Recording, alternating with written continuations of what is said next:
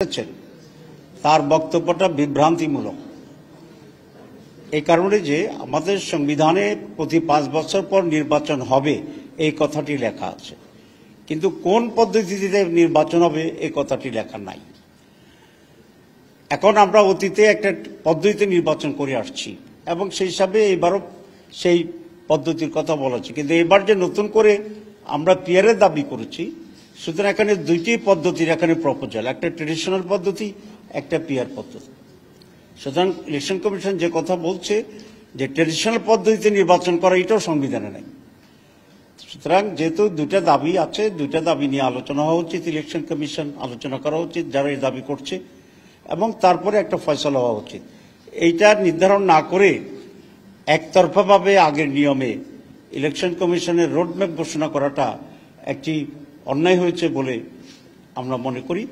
আর একটি কথাকে বলে যে সংবিধানে নাই, আরেকটি দ্বারা বুঝাতে চেয়েছেন আরেকটা সংবিধান আছে, তাহলে এটা এক ধরনের বিভ্রান্তি এবং এটা ভুল তথ্য। না, এটা কোনো ধাক্কা হয় নাই, ধাক্কা খায়ও নাই, কেউ ধাক্কা দেয়ও নাই। এখানে যেটা আমরা বলেছি সেটা হচ্ছে 25টি রাজনৈতিক দল আউট অফ 31 পিয়ারের পক্ষে, এবং আমি সেটা আপনাদের ইতিমধ্যে বলেছি যে কোয়ালিটি এবং কোয়ান্টিটির ব্যাপারে আমাদের পার্থক্য আছে। কিছু দল পূর্ণ 2 কক্ষে চায়, কিছু দল আপার কক্ষে চায়, কিন্তু পিয়ার চায়। আমি আবার রিপিট করলাম, এখন যে কথাটা বলেছেন, যারা পিয়ার চায় তাদের সকলের সাথে আমরা যোগাযোগ করছি, যদি সরকার স্বাভাবিকভাবে না করে, যাতে আমরা আন্দোলনে এই দাবিতে এক হইতে পারি। তো আমরা সেভাবে কাজ করছি। কতগুলো দল, যুগপথ, এসব বিষয়টি এখনো আমরা নির্ধারণ করিনি। যারাই এখন ইতিমধ্যেই এই নিয়ে কর্মসূচিতে একমত হয়েছেন, আমরা তাদের মতো করি, প্রত্যেকে তার নিজ নিজ জায়গা থেকেই তারা কর্মসূচি করছে। এখনো এটাকে আমরা যুগপথ বলতে চাচ্ছি না, এটা সেরকম কোনো সিদ্ধান্ত সেরকম হয়নি। কিন্তু যেহেতু দাবি এক, প্রত্যেকে তার মতো করেই আন্দোলনে নামবে, বক্তব্য রাখবে, এটা প্রত্যেকটি দলের নিঃস্বার্থী। আমি তো বলেছি যে যুগপথ আন্দোলনটিও এখন আমরা সেভাবে মেনশন করছি না।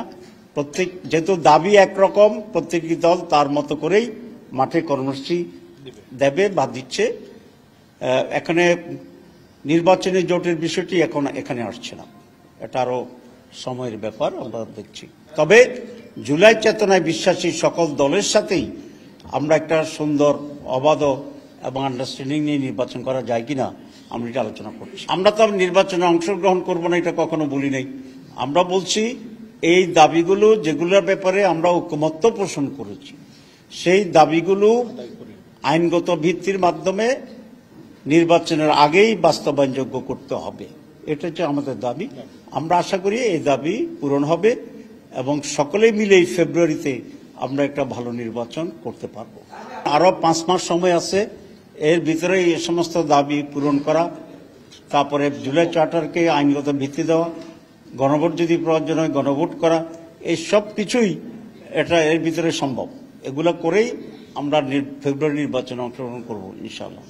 দাবি না মানলে কি করব, এটা এখন আমরা মাথায় নিতে চাচ্ছি না। আমরা আশা করি আমাদের দাবি যৌক্তিক, দাবি সরকার মানবে, মানলেই দেশের জন্য কল্যাণ হবে, এটা সকলের দাবি।